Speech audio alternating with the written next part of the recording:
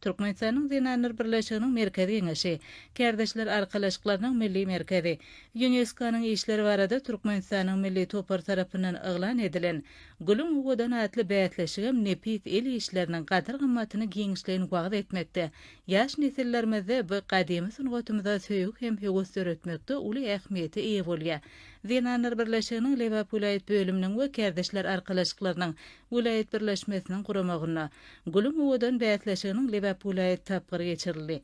Gyýy dinlerimiziň elleriniň ezerligini äşkär edýän bu bätleşige etraplarda geçirilen detlapky tapgyrlaryň ýeňçileri gatnaşdylar.